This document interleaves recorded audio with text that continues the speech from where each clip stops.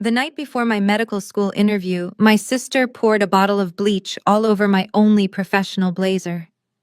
When I showed my parents the ruined fabric, they rolled their eyes, told me to stop making a scene, and ordered me to wear it anyway. So I did exactly what they asked. I walked into the most prestigious medical institution in Atlanta wearing a destroyed jacket, but when the dean of admissions looked at the bleached lining of my coat, then down at my application file, all the color drained from his face.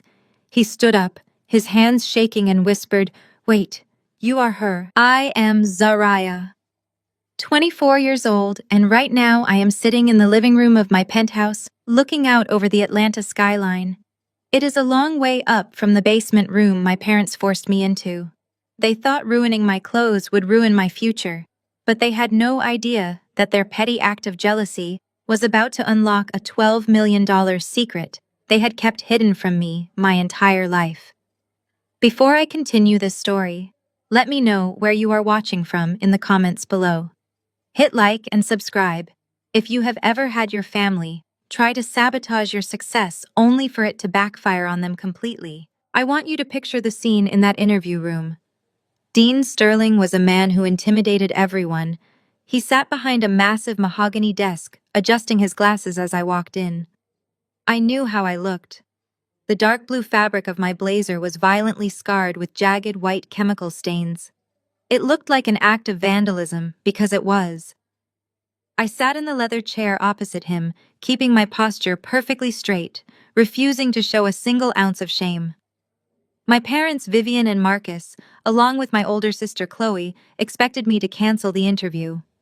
They expected me to cry, to break down, and to stay home so I would not overshadow my brother-in-law Trevor, who was currently failing to secure funding for his fake medical device startup.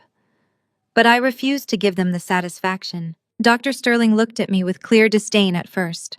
He asked me why I would show up to an interview for one of the most competitive medical programs in the country looking like I had crawled out of a dumpster. I maintained eye contact and told him it was the only blazer I owned, and I was not going to let an unfortunate laundry accident stand in the way of my medical career. He scoffed and leaned forward to examine the damage more closely. That was when his eyes caught something. When Chloe poured the bleach, the harsh chemicals ate through the outer navy layer and dissolved the inner lining. Exposed underneath that lining was a small embroidered crest, a family crest that had been sewn deep into the vintage jacket. I had found the blazer hidden away in a storage box at home years ago, assuming it was just old clothing. Dr. Sterling stared at the exposed embroidery, completely ignoring my resume. He asked me to take the jacket off. I hesitated, but he insisted. He traced his fingers over the intricate stitching of the crest. Then he scrambled to open my file, his eyes darting between the crest and my full legal name, Zariah Jefferson Ross. The air in the room shifted instantly. The condescension in his voice vanished, replaced by an overwhelming sense of shock and reverence. He looked up at me, his professional mask entirely gone. He asked me if I knew who originally owned this blazer. I told him I did not. He slowly sat back down, taking a deep breath before revealing a truth that would destroy my parents' perfect little empire. He told me that blazer belonged to Dr. Isaiah Jefferson, a pioneer in cardiovascular surgery and one of the most prominent African-American medical inventors in history. And more importantly, he was my late grandfather. Dr. Sterling looked me dead in the eye and asked the question that changed my life. Why are you wearing ruined clothes to beg for a spot in a school that your family practically built when you are the sole heir to a $12 million medical trust? To understand how I ended up sitting in that prestigious office listening to a $12 million revelation, you have to look at what happened exactly 14 hours earlier. It was a humid Thursday evening at my parents' sprawling estate in Buckhead. I was in the laundry room carefully steaming the navy blazer I had bought from a thrift store. It was the only piece of professional clothing I owned that fit me perfectly. I was focused, nervous, and determined to ace my medical school interview. Then the door swung open. My older sister Chloe marched in holding a large plastic bottle of industrial bleach. She was wearing her designer silk pajamas, looking effortlessly flawless as always. Behind her stood her husband, Trevor. Trevor was the golden son-in-law, a white tech bro who had convinced my parents to back his supposedly revolutionary medical device startup. The problem was that his startup was built on smoke and mirrors, and it was failing miserably. Just that morning, the exact same medical institution I was interviewing for had formally rejected Trevor's pitch for a $2 million research grant. The board had seen right through his lack of actual medical expertise. His ego was profoundly bruised, and Chloe, being the devoted enabler she was, needed someone to punish, to make her husband feel powerful again. "You are really going to wear that cheap rag tomorrow," Chloe sneered, leaning against the washing machine. Trevor crossed his arms, glaring at me like my very existence was a personal insult to his pride. He muttered that it was humiliating enough that the medical board had laughed at his proposal, but now his sister-in-law was going to walk into their offices begging for a diversity scholarship. Before I could even defend my hard work, Chloe unscrewed the cap of the bleach bottle. She looked me right in the eye, gave a sickly sweet smile, and upended the entire bottle directly over my blazer. The harsh chemical smell burned my eyes instantly. The dark blue fabric hissed and turned a violent patchy orange as the liquid ate through the material. I stood completely frozen, staring at the ruined garment. "What is wrong with you?" I finally managed to say, my voice trembling with rage. Chloe just laughed and tossed the empty bottle onto the floor.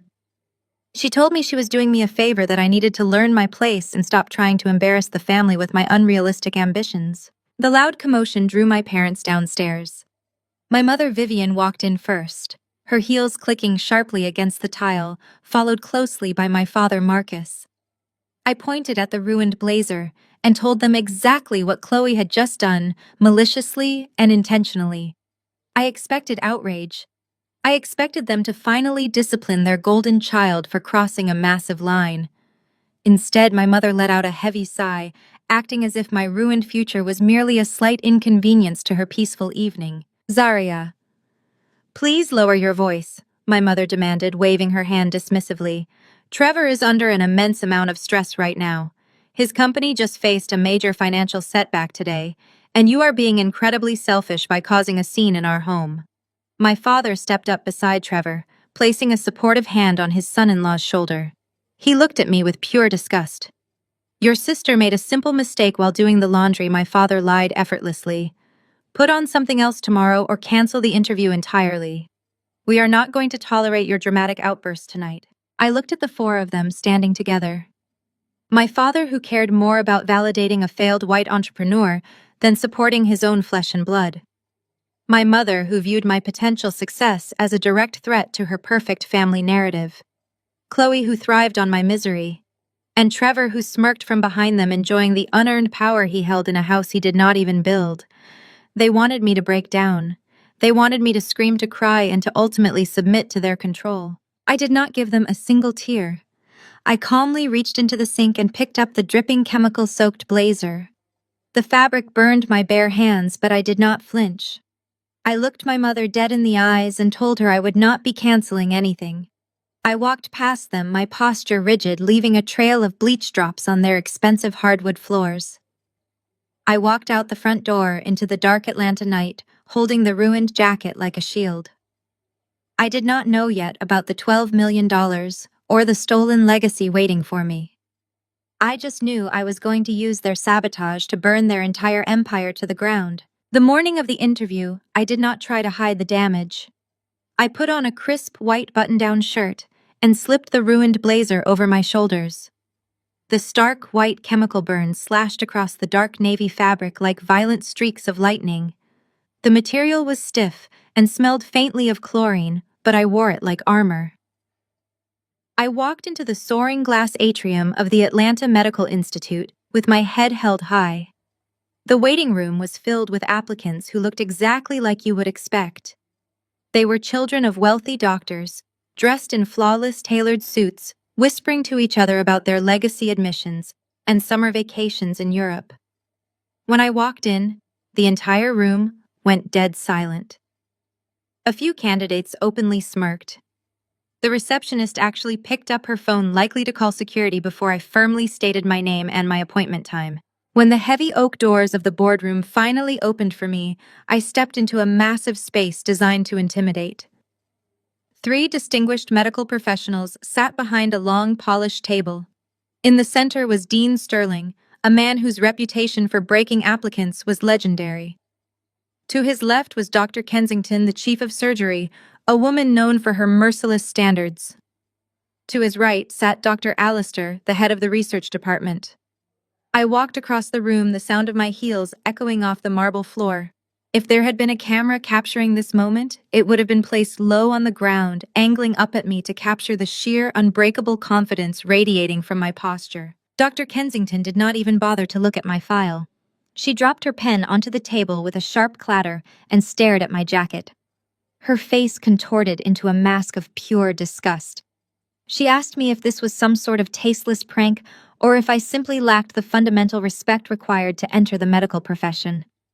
Dr. Allister chimed in, adjusting his tie, and stating that if an applicant could not be bothered to maintain basic professional hygiene, they had absolutely no business dealing with human lives. They expected me to shrink. They expected me to stammer out an apology, to cry about my family situation, or to beg for their mercy. Instead, I stood perfectly still. I did not apologize. I looked Dr. Kensington directly in the eyes and told her that my attire was the result of unforeseen circumstances, but my intellect was completely intact. I stated that I was here to be evaluated on my capacity to save lives, not my ability to purchase a new suit on short notice. I calmly pulled out the chair and sat down, crossing my legs, waiting for them to proceed. Dr. Kensington let out a harsh, condescending laugh. She leaned forward, resting her elbows on the table. She told me that if I was so incredibly confident in my intellect, they would skip the standard behavioral questions. There would be no asking about my greatest weaknesses or my volunteer work. She decided to throw me straight into a clinical trial by fire, determined to humiliate me and expose me as a fraud so they could throw me out of the building. She gave me a rapid-fire scenario. A 28-year-old trauma patient arrives in the emergency department with a penetrating chest wound. He is hypotensive, his neck veins are distended, and his heart sounds are muffled. His Glasgow Coma Scale is dropping rapidly. You are the only person in the trauma bay. Walk me through your exact physiological diagnosis and your immediate surgical intervention step by step. It was a classic presentation of Beck's triad indicating cardiac tamponade, but she wanted the surgical steps, something a pre-medical student was never expected to know.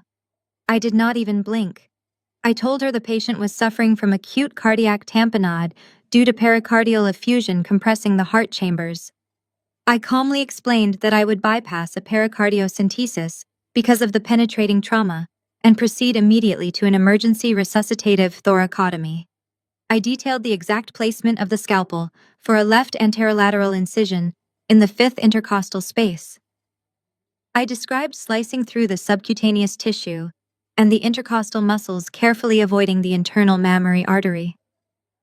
I explained how I would insert the rib spreader inside the pericardium longitudinally to avoid the phrenic nerve, evacuate the blood clots to relieve the cardiac pressure, and then locate the myocardial laceration to control the bleeding with digital pressure or a temporary Foley catheter balloon before suturing. The room went completely silent. Dr. Kensington's condescending smile vanished. Dr. Allister looked at her, then back at me, his skepticism turning into defensive irritation. He immediately threw a second scenario at me, hoping to catch me off guard.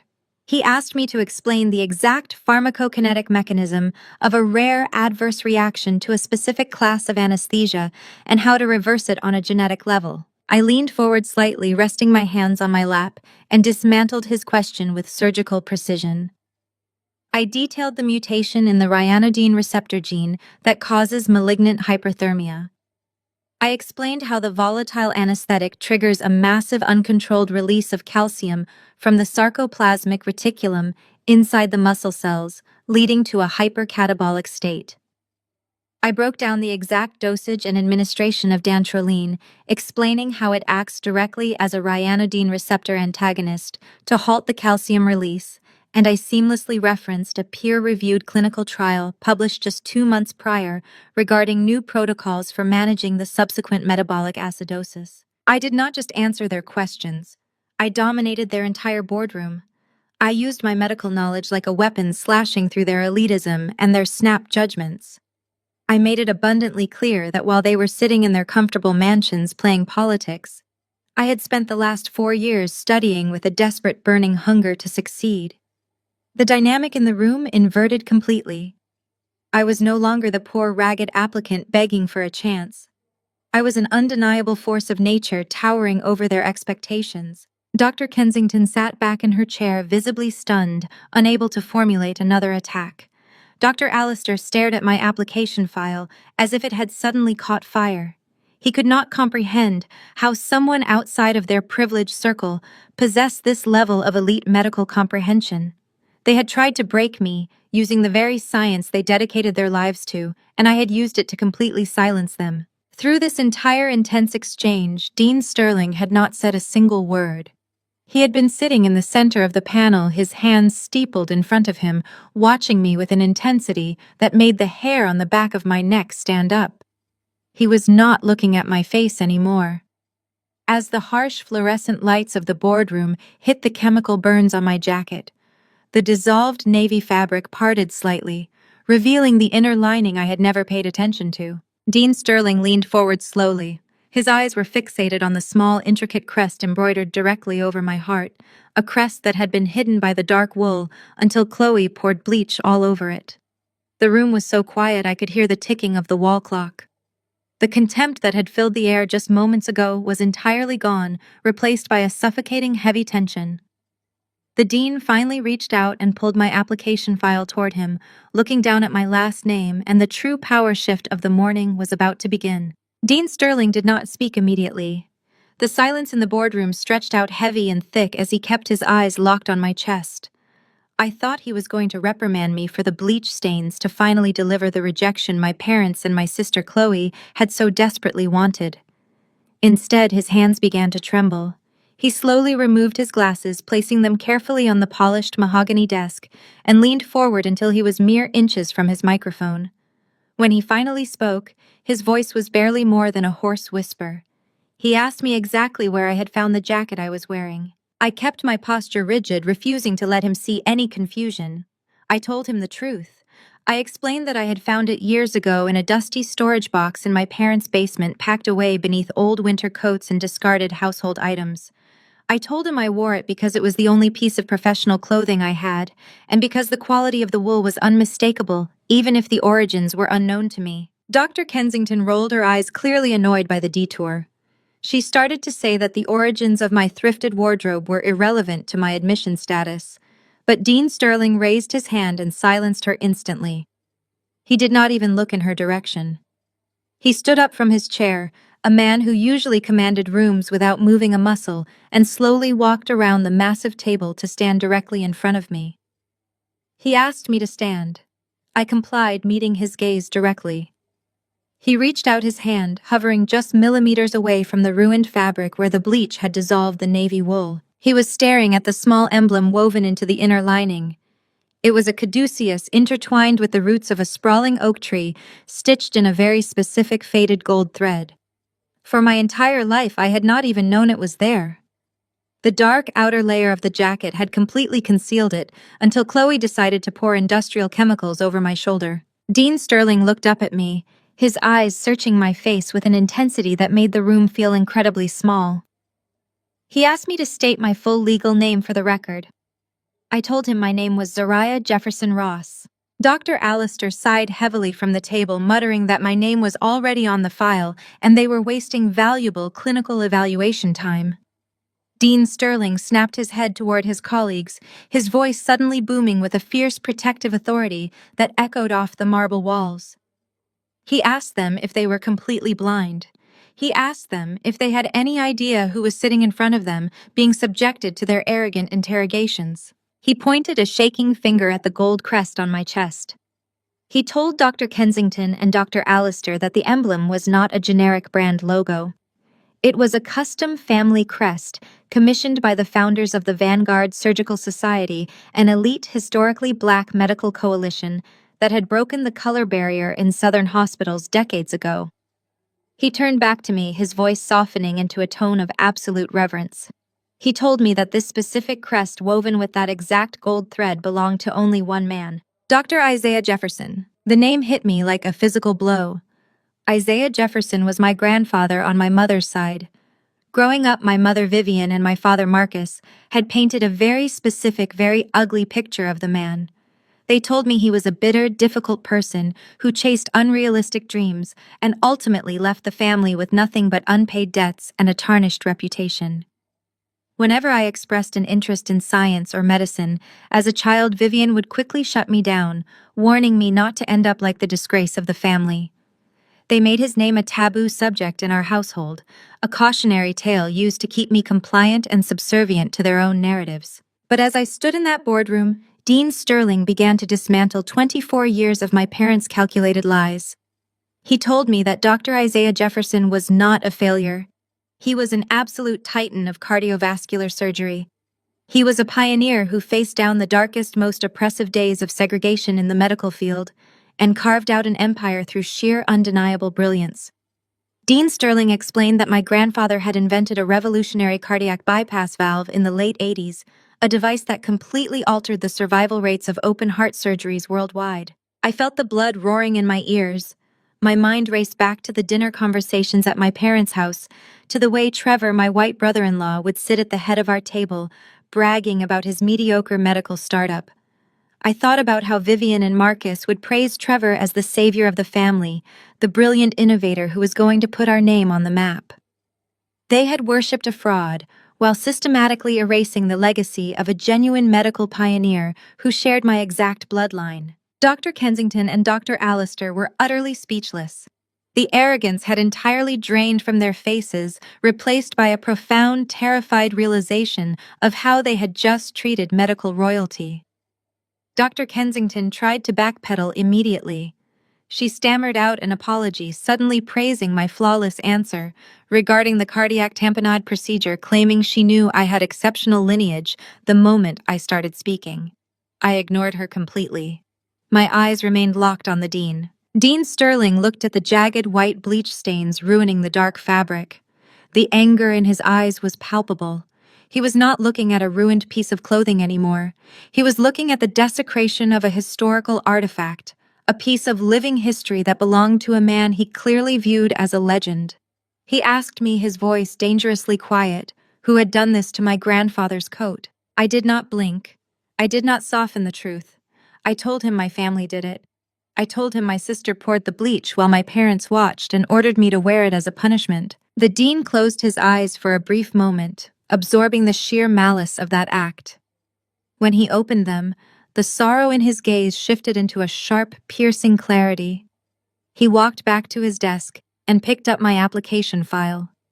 He told me that my parents had committed a sin far greater than destroying a vintage blazer. He said they had committed a monumental theft against my identity.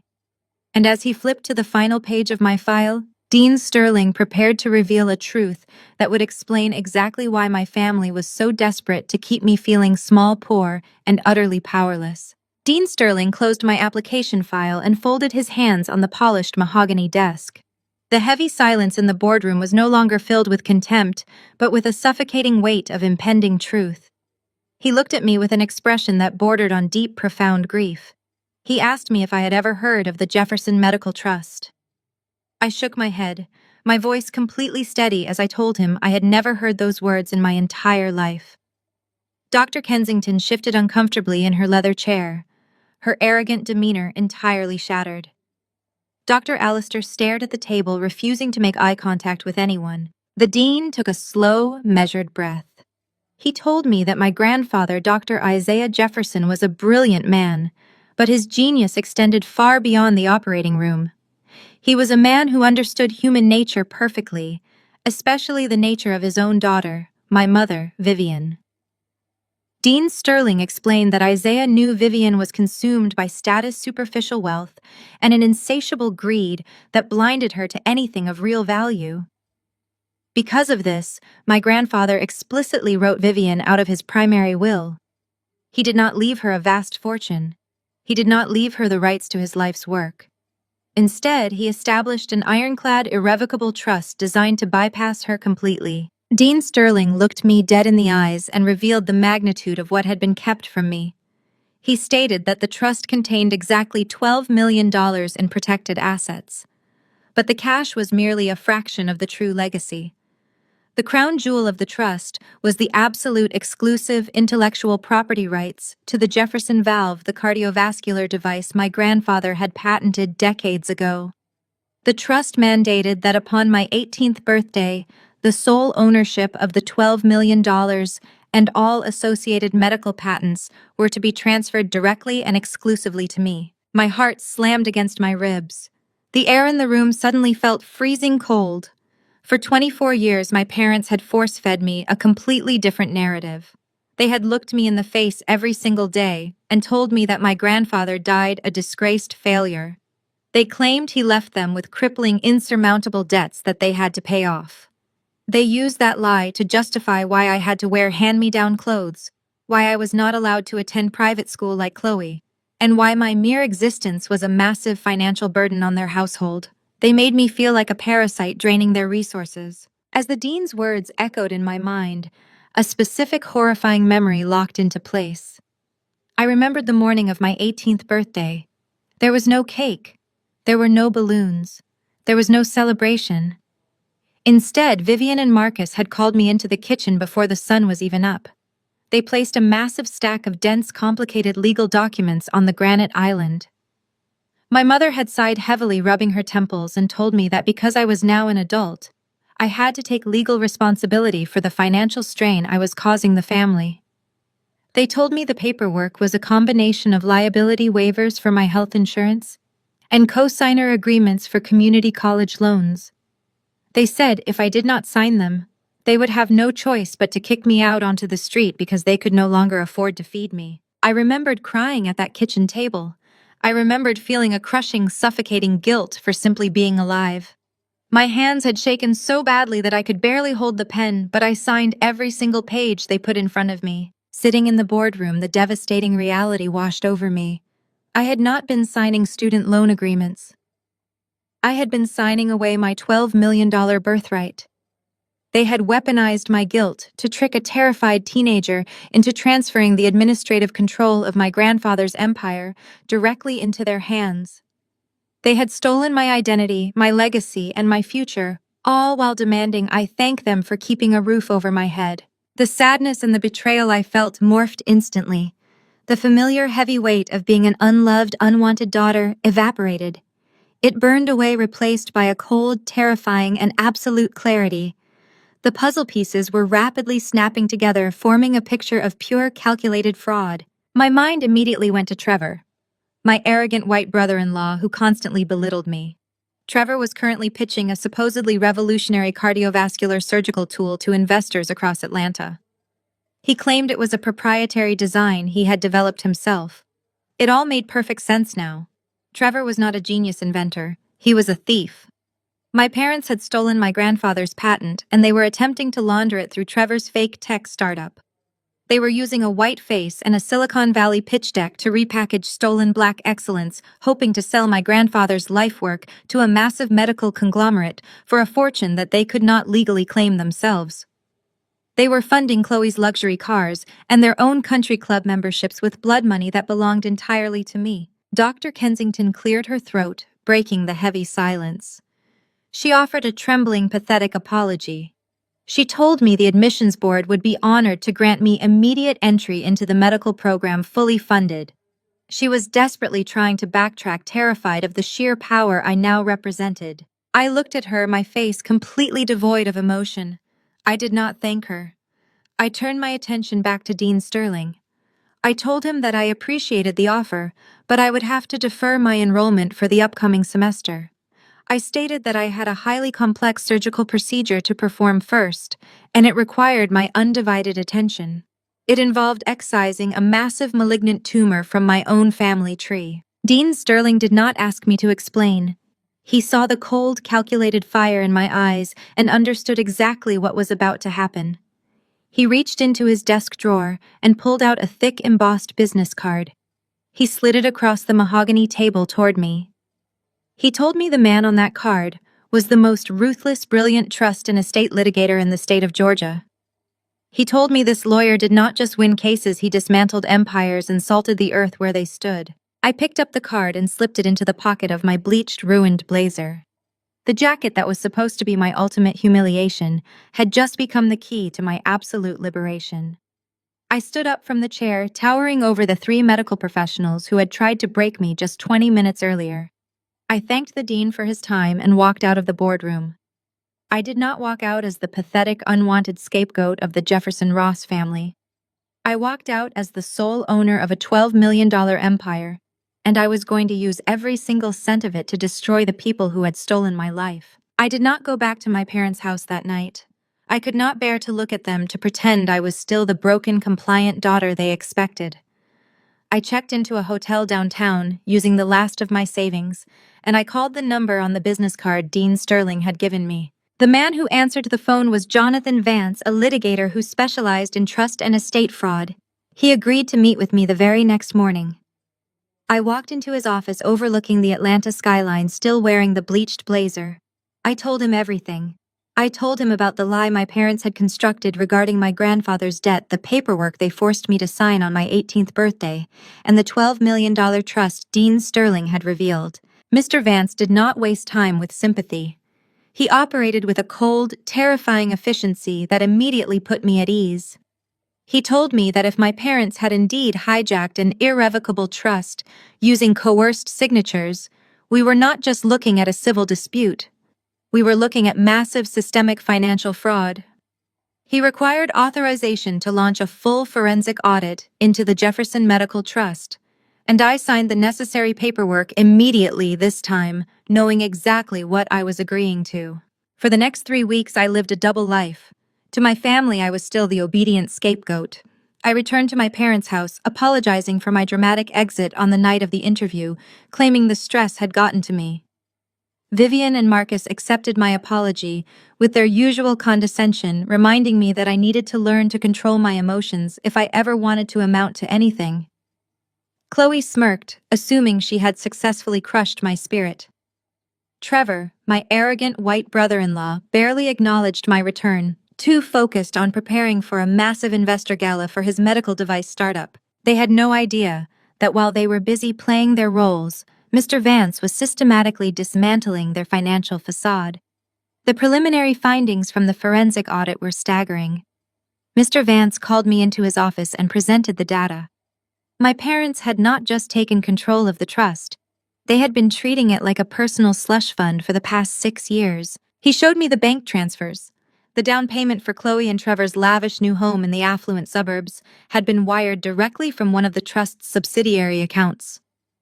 The expensive country club memberships, Vivian's designer wardrobe, Marcus's sudden influx of capital for his own failing business ventures. It was all funded by the $12 million my grandfather had intended for me.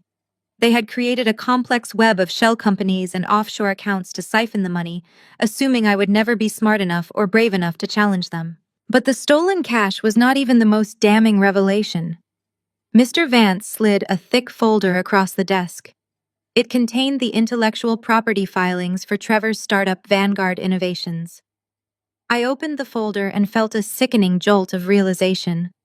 The flagship product Trevor was pitching to investors, the supposedly revolutionary cardiovascular tool that was going to make him a billionaire, was an almost exact replica of the Jefferson valve. Trevor had not invented anything. My parents had handed him my grandfather's patented designs. They had deliberately obscured the origins, tweaking minor, inconsequential details to bypass immediate patent infringement flags, but the core technology, the genius of the device, belonged entirely to Dr. Isaiah Jefferson. And legally, it belonged entirely to me. Mr. Vance explained the magnitude of their crime. They were not just stealing money, they were attempting to sell stolen intellectual property to a major medical conglomerate. If Trevor successfully secured the $50 million buyout he was currently negotiating, the funds would be laundered through his startup, effectively washing the stolen asset and leaving me with absolutely nothing. The anger I felt was no longer hot and chaotic. It was ice-cold, precise, and surgical. I asked Mr. Vance what our next move was. He told me that we had enough evidence to file a massive lawsuit, but a protracted legal battle would give them time to hide assets and spin a narrative. He suggested we needed a checkmate, a public, undeniable exposure that would freeze their assets instantly and destroy Trevor's fraudulent company before the buyout could be finalized. I looked at the intellectual property filings. I realized that to orchestrate a perfect collapse, I needed access to Trevor's internal corporate data. I needed the final unredacted contracts he was preparing for the buyout. I needed to know exactly who he was selling my grandfather's legacy to, and I needed to intercept it from the inside. I told Mr. Vance I was going to get him the final piece of the puzzle. I was going to infiltrate Vanguard Innovations. I pulled my beat-up sedan past the wrought iron gates of my parents' Buckhead estate and immediately saw that the driveway was lined with luxury vehicles. Valets in crisp white shirts were frantically rushing to park a parade of Mercedes Porsches and Teslas. I parked my own car far down the street out of sight and walked up the long manicured pathway. Music drifted through the open French doors, accompanied by the distinct rhythmic clinking of crystal champagne flutes and the loud, arrogant laughter of Atlanta's elite. My parents were not just throwing a dinner party, they were hosting a high-stakes investor gala for Vanguard Innovations. I stepped through the heavy front doors and was immediately hit by the sheer scale of their hypocrisy. The foyer was adorned with massive floral arrangements that easily cost thousands of dollars. Waitstaff in black vests glided through the crowd carrying silver trays of caviar and truffle hors d'oeuvres. I stood near the entryway watching the people who had stolen my future use my money to fund their opulent lifestyle. Every silk drape, every expensive bottle of wine, every flashing diamond in this room had been paid for by the genius of Dr. Isaiah Jefferson. My mother Vivian spotted me almost instantly. She broke away from a group of wealthy socialites, her face tightening into a mask of pure irritation as she marched toward me. She was wearing a stunning emerald green gown and a diamond necklace that caught the light with every step. I looked at that necklace and calculated exactly how much of my trust fund she had siphoned to wrap those stones around her neck. Vivian grabbed my arm, her manicured nails digging into my skin, and pulled me into the shadow of the hallway. She hissed at me, demanding to know where I had been and why I was showing up in the middle of Trevor's crucial fundraising event. She told me that tonight was the most important night of Chloe's life and warned me not to do anything to embarrass the family. I kept my face entirely blank. I looked down at her hand on my arm, then back up to her eyes and softly apologized. I played the role she expected perfectly. I told her I was just tired from working temporary jobs and promised I would stay out of the way. Satisfied that she had subdued me, Vivian released my arm, smoothed down her gown, and told me to grab a tray from the caterers if I insisted on standing around. I did not grab a tray. I moved silently through the crowd, blending into the background, watching my family perform their grand illusion. My father Marcus was holding court near the grand staircase, swirling a glass of bourbon. He was boasting to a group of venture capitalists about his brilliant son-in-law, claiming that Trevor was the next great visionary in cardiovascular technology. Chloe stood nearby, dripping in expensive jewelry, nodding along and playing the role of the devoted wealthy wife. She looked incredibly smug, completely convinced of her own superiority. Then the music faded, and my father tapped his glass with a silver spoon. He called the room to attention, his voice booming with artificial warmth. He welcomed the investors, thanking them for coming to witness the dawn of a new era in medical technology. With a sweeping gesture, he introduced the CEO of Vanguard Innovations, Trevor. Trevor stepped onto the landing of the staircase, a charismatic, perfectly practiced smile on his face. He was wearing a tailored suit that cost more than my entire college tuition.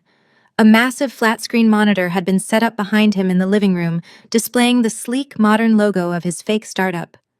Trevor began his pitch. He spoke with the unearned confidence of a mediocre white man who had been handed the keys to a kingdom he did not build. He talked about the crisis in open-heart surgery, the complications of valve replacement, and the desperate need for a safer, more efficient surgical tool. He used all the right buzzwords, captivating the room with promises of massive profit margins and global market dominance. Then, he clicked a button on his remote, and a highly detailed rotating 3D rendering of a medical device appeared on the screen behind him. My blood turned to absolute ice. Trevor proudly announced that this was the Vanguard Core Valve, a proprietary mechanism he claimed to have spent the last 5 years developing in secret. He described its unique expanding mesh framework and its specialized deployment catheter. He detailed the exact anatomical benefits of the design, claiming it would reduce surgical mortality rates by 20%. The investors in the room murmured in awe, completely sold on the illusion. I stood in the back of the room, my hands clenched so tightly into fists that my fingernails dug into my palms. I was not looking at the Vanguard core valve. I was looking at a stolen blueprint. I recognized every curve, every specific mechanical hinge, every brilliant engineering choice. It was the exact device Dean Sterling had described to me. It was the Jefferson valve. The audacity of the theft was breathtaking. Trevor had not invented a single component of that machine. He had taken my grandfather's lifework, slapped a slick new corporate logo on it, and was currently using it to solicit $50 million from private equity firms. He was standing in my parents' house drinking champagne bought with my money, trying to auction off my legacy to the highest bidder. Trevor concluded his presentation to a round of enthusiastic applause. Investors immediately swarmed him, eager to write checks and secure their stake in the company. I watched Chloe walk up to him and plant a celebratory kiss on his cheek. They looked like the perfect, unstoppable power couple. They thought they had won. They thought they had successfully buried my grandfather's name and completely erased me from the equation. I knew right then that I could not just sue them. A quiet legal settlement would never be enough. I needed to let Trevor climb to the very top of his fraudulent pedestal. I needed him to sign the contracts to gather the media to believe he had secured the $50 million buyout. And then I was going to cut the foundation right out from under him and let him fall. I waited for the initial rush of investors to clear before I made my move. I walked directly up to Trevor and Chloe. When Chloe saw me, her triumphant smile twisted into a sneer. She asked me if I enjoyed the presentation loudly, wondering if I even understood half the medical terms Trevor had used. Trevor chuckled, swirling his drink, looking at me with pure, unadulterated pity. He told me it was a shame I had dropped out of college, noting that if I had applied myself, maybe I could have worked as a receptionist at his new corporate headquarters. I swallowed every ounce of my pride. I looked down at the floor, forcing my shoulders to slump, playing the part of the defeated, desperate sister. I told Trevor that his presentation was incredible. I let my voice waver slightly, telling him that I was struggling to pay my rent and that I was drowning in bills since my parents had cut me off. I looked up at him with wide, pleading eyes, and I begged him for a job. I told him I did not care what the position was. I told him I would fetch coffee, file paperwork, or clean the office. I begged him to let me be his unpaid intern just so I could put something respectable on my resume. Chloe burst out laughing. She looked at Trevor, clearly delighted by my public humiliation. She told him he should hire me just so I could finally learn what real hard work looked like. Trevor looked me up and down, his ego swelling to massive proportions. The idea of having his brilliant failed sister-in-law scrubbing his floors and bringing him coffee was simply too tempting for him to pass up. It fueled his superiority complex perfectly. Trevor gave me a condescending smile, patted me aggressively on the shoulder, and told me to report to the Vanguard Innovations office on Monday morning at 6 a.m. sharp. He told me not to be late, or he would fire me on my first day. I thanked him profusely, bowing my head and acting as if he had just saved my life. I turned and walked away from them, keeping my head down until I was safely out the front door and walking down the dark, quiet street toward my car. When I finally reached my vehicle, the pathetic, subservient mask dropped instantly. I unlocked the door, slid into the driver's seat, and let out a cold, sharp laugh. Trevor thought he had just hired a desperate maid to stroke his ego. He had no idea he had just handed the rightful owner of his entire company the keys to the front door. I had my way in. I was going to infiltrate Vanguard Innovations, rip their stolen data straight from their servers, and prepare the trap that would send them all to prison. Monday morning hit Atlanta with a humid, suffocating heat, but my mind was completely ice cold. I arrived at the Vanguard Innovations headquarters at exactly 5:45. The building was a towering structure of glass and steel, located right in the heart of Midtown. As I stood on the sidewalk looking up at the massive corporate logo bolted to the exterior, my stomach turned. Every single pane of glass, every polished steel beam, and every expensive leather chair inside that building was bought and paid for by the genius of Dr. Isaiah Jefferson. I badged in with the temporary pass the night security guard handed me and stepped onto the top floor. The executive suite was an obscene display of stolen wealth. There were imported Italian espresso machines, modern abstract art pieces hanging on the walls, and a panoramic view of the city skyline. I found a small cleaning closet near the break room, grabbed a rag, and waited for the king of thieves to arrive. Trevor did not show up at 6 in the morning. He strolled through the double glass doors just after 9:30, holding a green smoothie and loudly barking orders into his headset. When he saw me standing near the reception desk, he actually stopped and laughed out loud. He told the person on the phone he would call them back because his new personal maid had arrived early. I forced my shoulders to round forward and kept my eyes glued to the floor. I followed him into his massive corner office, which was decorated with framed articles praising him as a medical visionary. Before he could hand me a list of degrading chores, I pulled a crumpled piece of paper from my pocket and placed it gently on his mahogany desk. I told him it had arrived in the mail on Saturday. It was a formal rejection letter from the Atlanta Medical Institute. I had spent 2 hours on Sunday forging it on heavy cardstock, perfectly replicating the Dean of Admission's signature. I made sure the letter was ruthlessly worded, stating that my clinical knowledge was severely lacking and my professional presentation was entirely unacceptable. Trevor picked up the letter and read it silently. A slow, deeply satisfied grin spread across his face.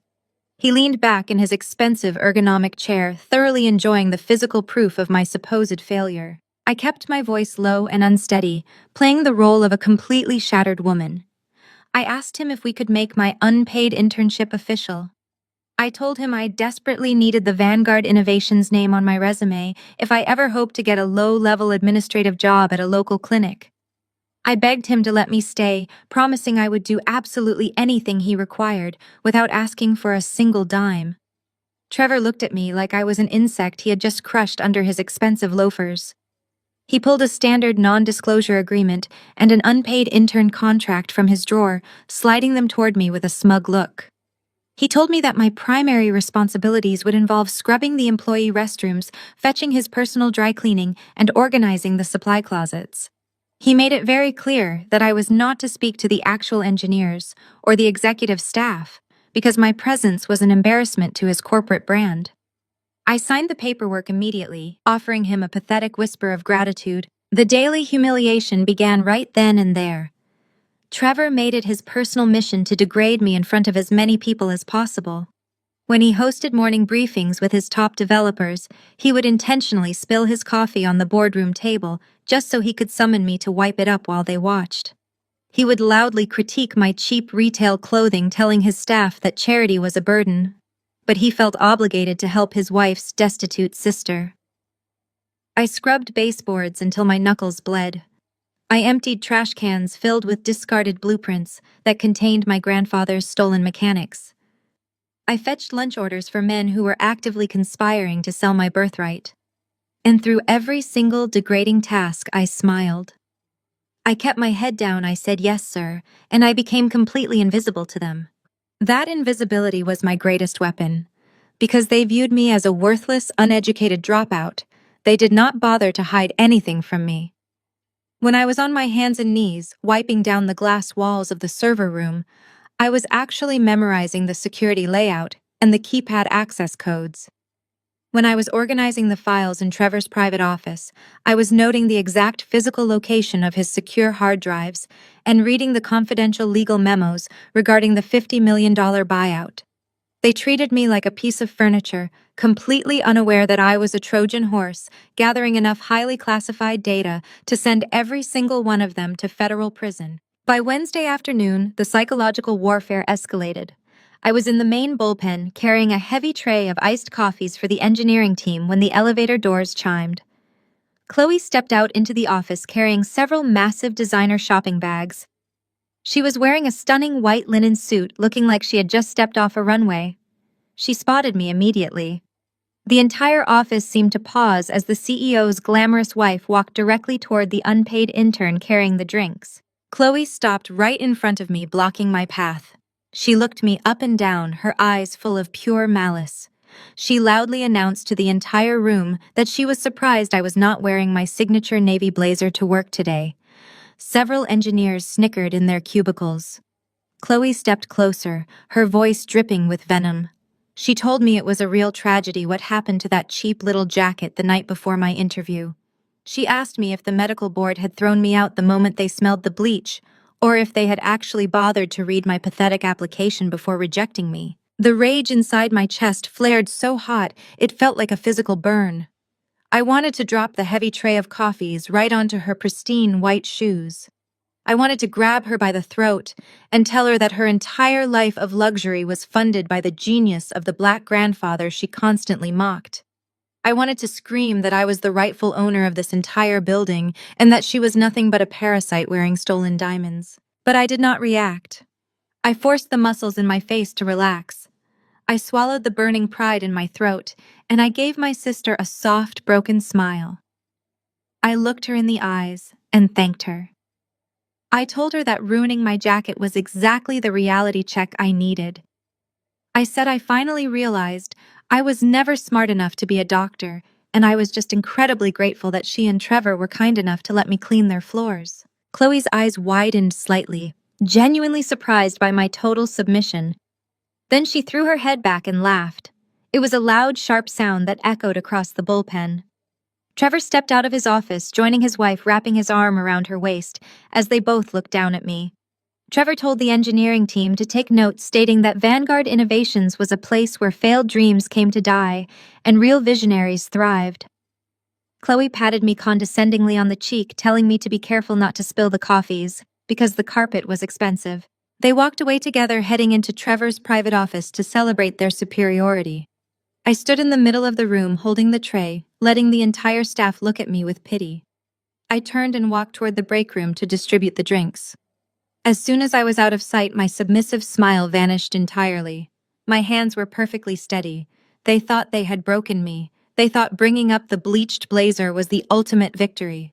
They had no idea that while Trevor was busy showing off for his wife, he had left his primary workstation completely unlocked and unattended. I set the tray down on the counter. I pulled a small encrypted flash drive from the pocket of my cheap trousers. I had exactly 3 minutes while they were distracted in the executive suite.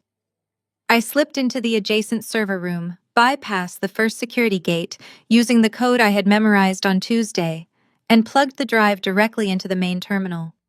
I was not just entering the lion's den anymore.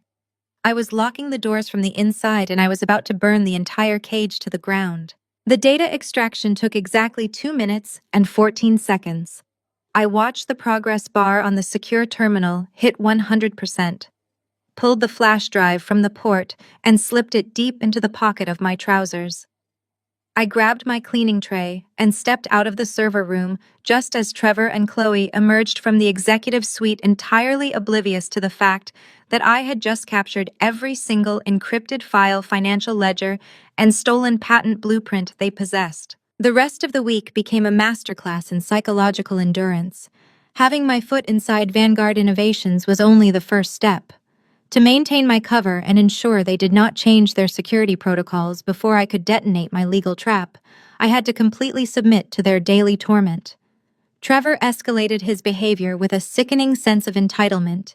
He made it his personal mission to degrade me in front of his entire staff, using me as a prop to inflate his own fragile ego. He would order catered lunches from high-end Atlanta restaurants for the entire engineering department and deliberately exclude me from the headcount. When the staff finished eating, he would instruct his administrative assistant to scrape the expensive leftovers directly into the trash rather than let the unpaid intern eat.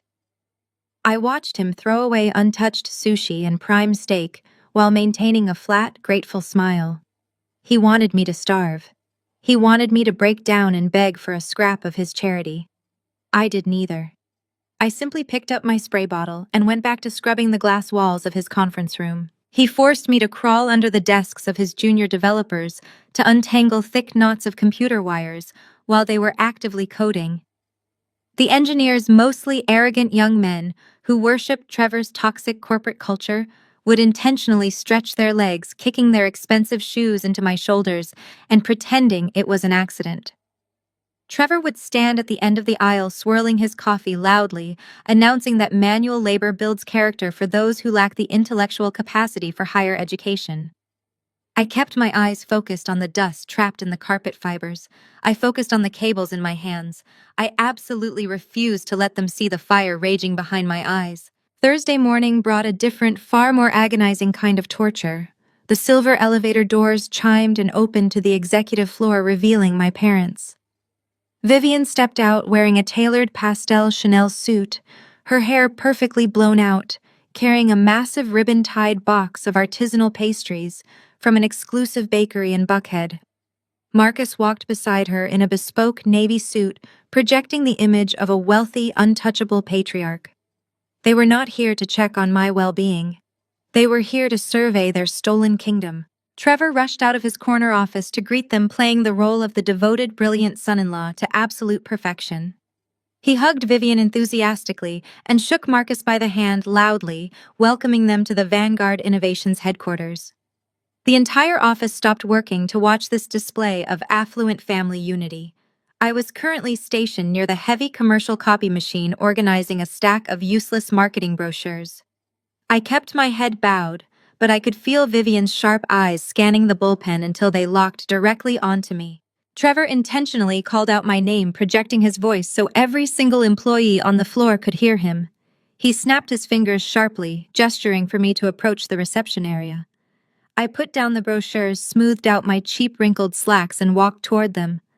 I kept my shoulders slumped and my gaze fixed on the floorboards, playing the role of the disgraced broken daughter with absolute precision. Vivian looked me up and down, an expression of profound pity mixed with intense, undeniable satisfaction washing over her features.